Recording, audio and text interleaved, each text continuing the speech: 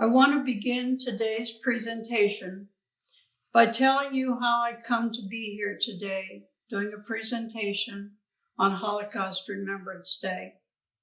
I grew up on the west side of Akron, Ohio. This is also where many of the Jewish people lived. On a Jewish holiday at my elementary school, at least 1/3 of the class was absent. Must admit, I was envious. I was also fascinated. Although I was born in 1940, I don't remember being affected by World War II or hearing anything about the Holocaust.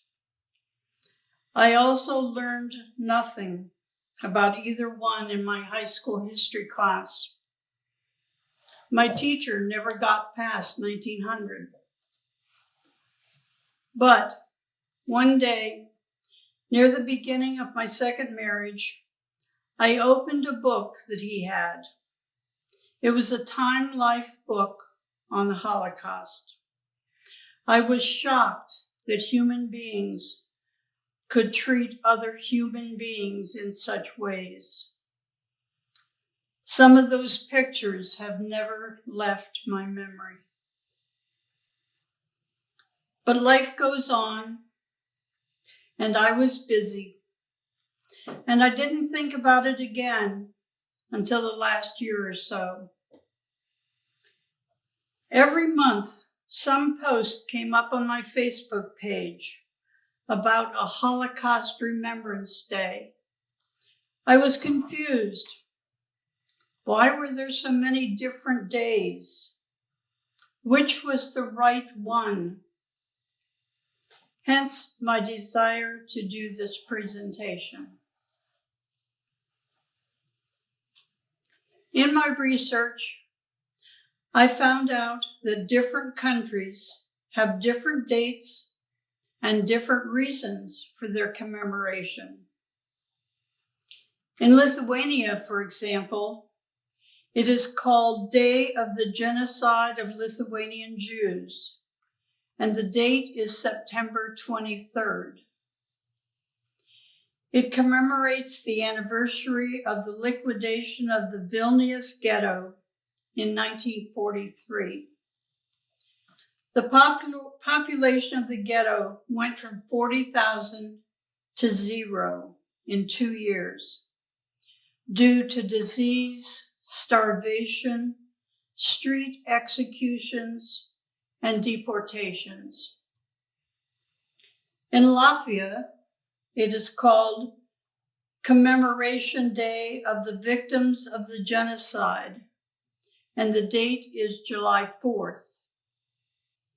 The date of the burning of the Great Choral Synagogue in 1941. It is believed that as many as 300 people died that day.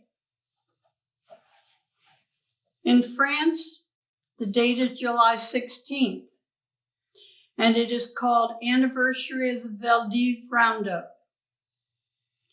On July 16th and 17th in 1941, the Nazis, assisted by the Paris police, arrested 13,152 Jews in Paris.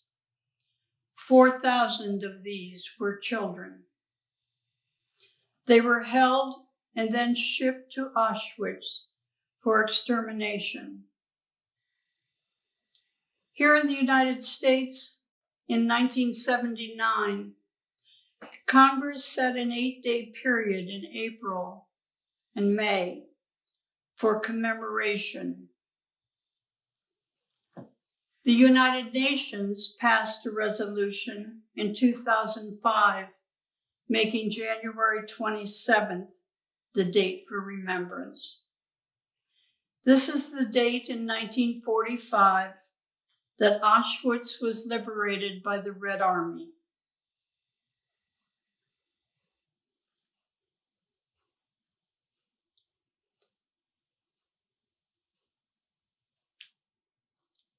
This year will be the 76th anniversary of that date. 2006 was the first year that the United Nations held a remembrance ceremony. 2006 was just 15 years ago. There were many camps throughout Nazi-occupied territory. Most were not single camps, but a main camp with sub-camps. Auschwitz was the largest of the complexes, and it is estimated that 1.1 million Jews were murdered there. In 1933, there were 9 million Jews in Europe. In 1945, there were 3 million Jews. 2 out of 3 had been killed. It is estimated that 5 to 6 million more were exterminated.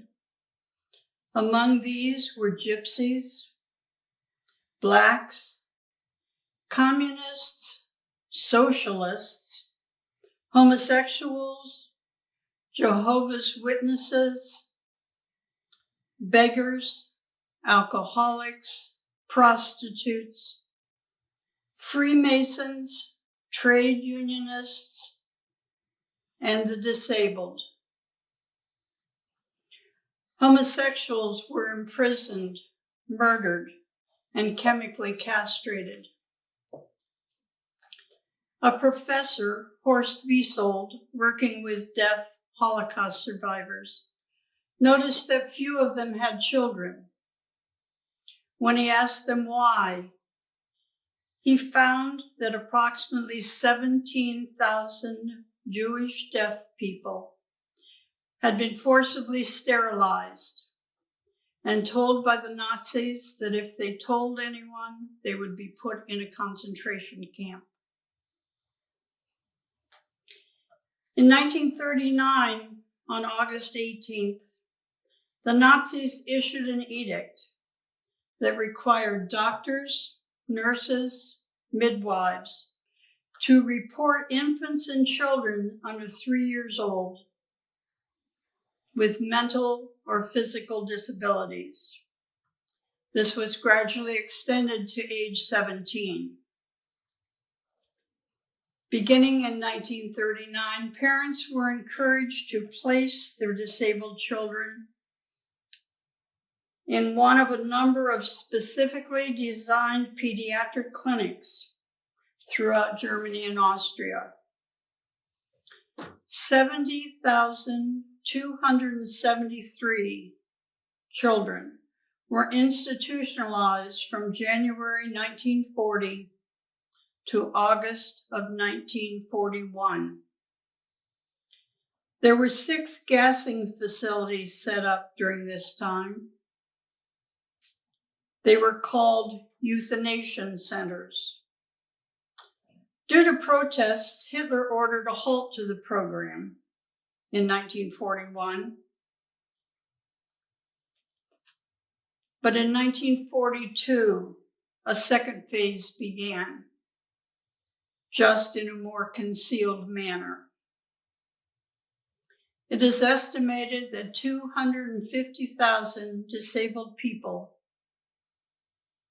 had died in the euthanasia centers by the end of World War II. Ironically, in pre-Hitler days in Germany had led the way in educating blind and deaf children. They integrated children with emotional and mental difficulties into regular classes long before other countries were doing it. Rather than institutionalize children with problems, they encouraged parents to keep them home with their families.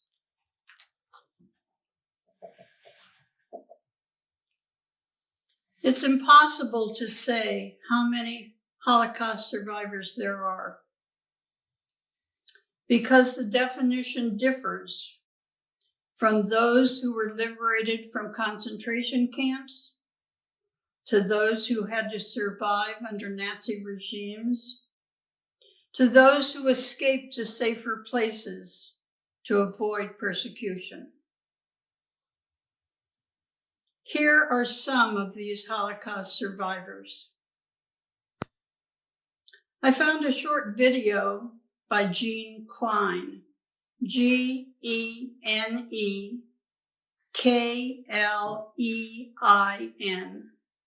a Holocaust survivor who tells us how he was helped while in a concentration camp. There is another video on YouTube, which is about 17 minutes long, that tells us more of his story.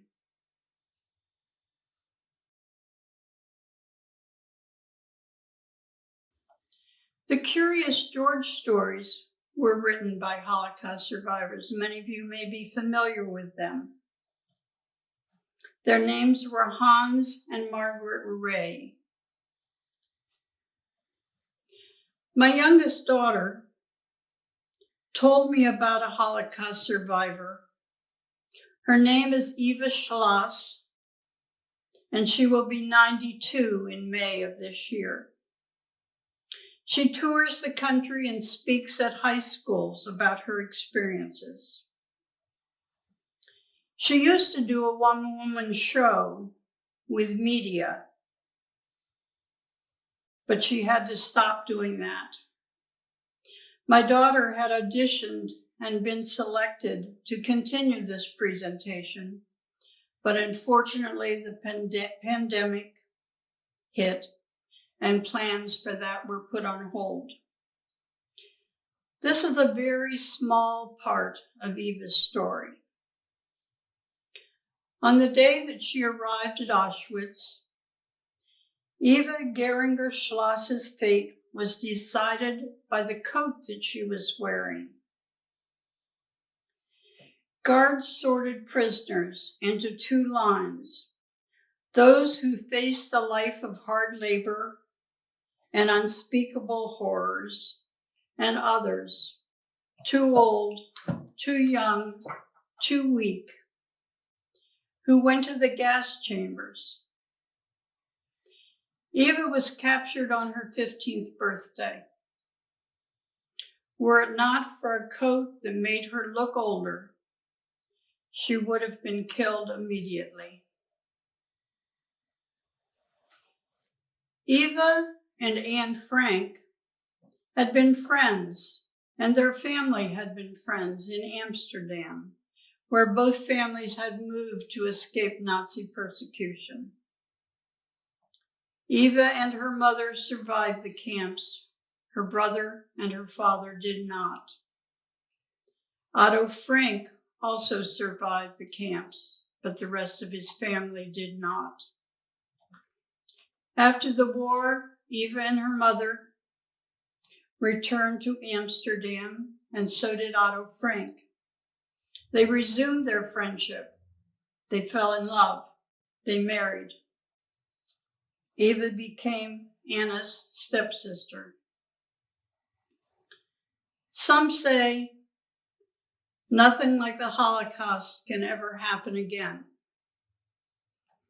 I want to remind you that during the attack on the Capitol just a little over a week ago, two logos were seen on shirts. One said Camp Auschwitz. The other said 6MWE. 6MWE stands for 6 million were not enough.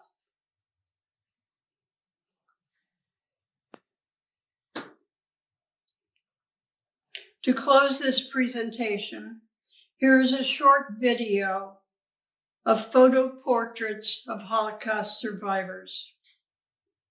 Remember their faces. Remember these stories. Remember these facts. as you commemorate International Holocaust Remembrance Day on January 27th, 2021.